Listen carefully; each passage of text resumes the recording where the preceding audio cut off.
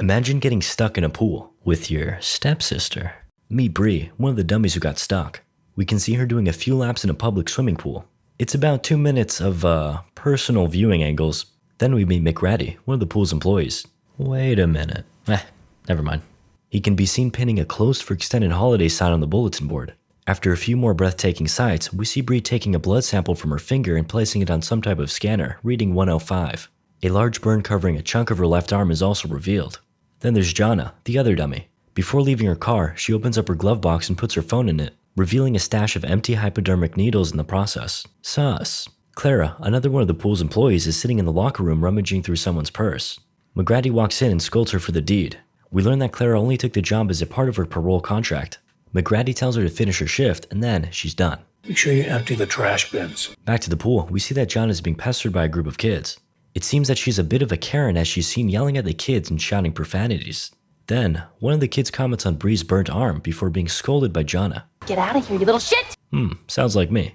We learn that Jana and Bree are sisters who share a mutual passion for public pools. Later, the two sisters race around the pool as Mrbeast watches on from his office.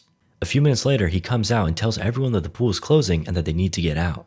Jana, being the hothead that she is, tells him to kiss her where the sun don't shine before getting out of the pool.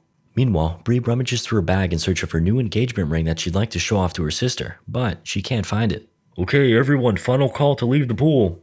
Though, the sisters are too busy searching for that ring. Jana finally spots it at the very bottom of the pool. As people start leaving, Bree dives in to grab her ring. It seems to be stuck in the grate at the bottom of the pool. Jana dives in as well to lend a helping hand.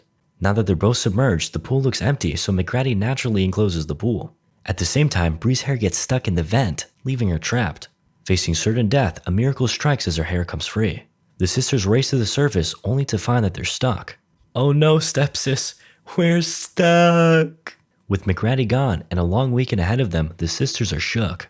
The pair try absolutely everything from hitting, smacking, punching, and even pushing on the fiberglass cover, but it's no use. But for real, what else can they do? They're stuck in a pool and it's not like there's a hidden portal somewhere. Unless, just kidding. Actually, maybe this is it. Yeah, I can't fit in that hole. I'm not used to saying that.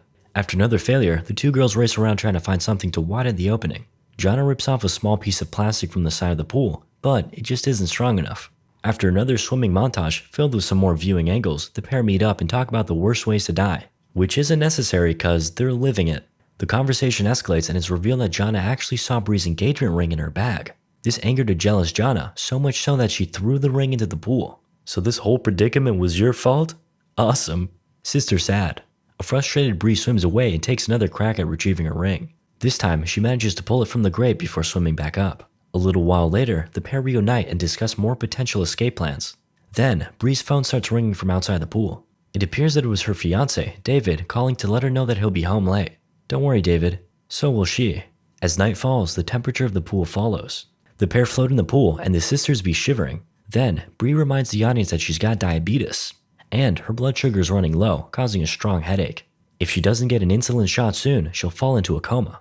After, the pair share a heartfelt moment as they talk about the incident that caused Bree's burn. The same fire that left her scarred killed their father, a delusional and perverted man.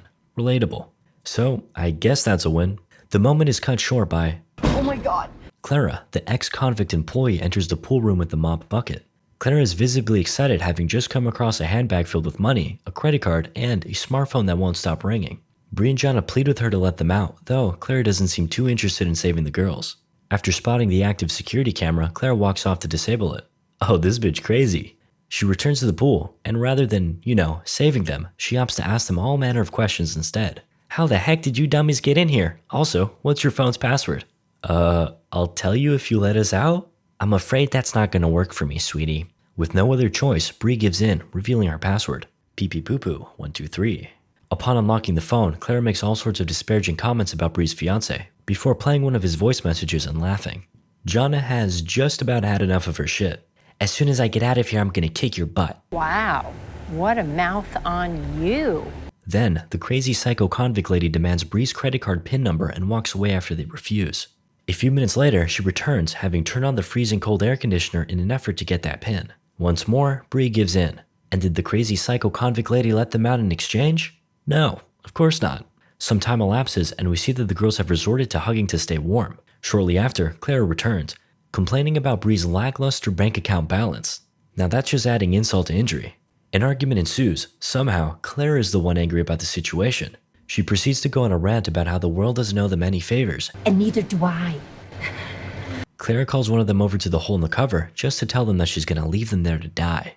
Cold. However, the sisters refuse to go down without a fight. Jonna goes off to sharpen the piece of plastic from earlier before calling Clara over. Okay, time for some Oscar-worthy acting. I have a confession to make, but I don't want my sister to hear. A greatly intrigued Clara leans her ear close before...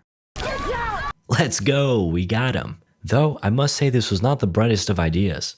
Nonetheless, it sure as hell feels good. Clara, now super angry and with a sore ear, decides to enact her revenge on the sisters by turning on the chlorine cleaning system.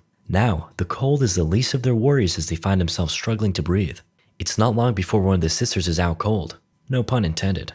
Fortunately, Clara realizes the severity of what she just did and runs to stop it. Why the sudden change of heart, you ask? Oh, she only turned it off so she can threaten to turn it back on again. Torture 101. Then, Clara goes on yet another monologue, this time about marriage. Marriage sucks.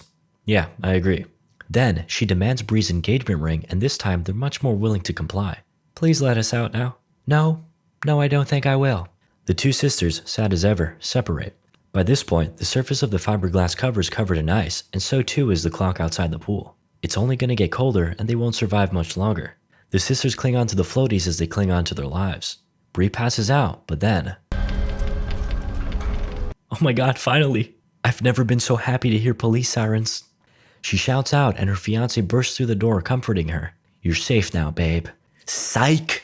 Turns out, it was just a dream. But Dream Boy David tells her that she needs to save her sister. Bree wakes up and shouts for Jonna. Uh-oh, looks like she's about ready to meet God. Bree begs her to man up and stick in there. Then, the two sisters embrace in each other's arms and vow to make it through everything that Jonna put them through. Seriously, Jonna, very not cool. Afterwards, we cut to Clara trying on Bree's ring. What happened to marriage being stupid and overrated? Guess she was just coping. Shortly after, Bree's phone rings. It's her fiancé again. He ends up leaving a message and Clara listens in.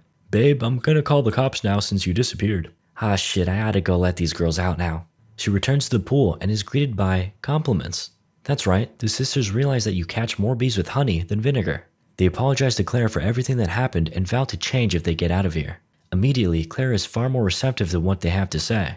She tells them that she used to be just like them, having everything. You two ought to appreciate each other because you never know when you're gonna get stuck in a pool and tortured by a psychopath.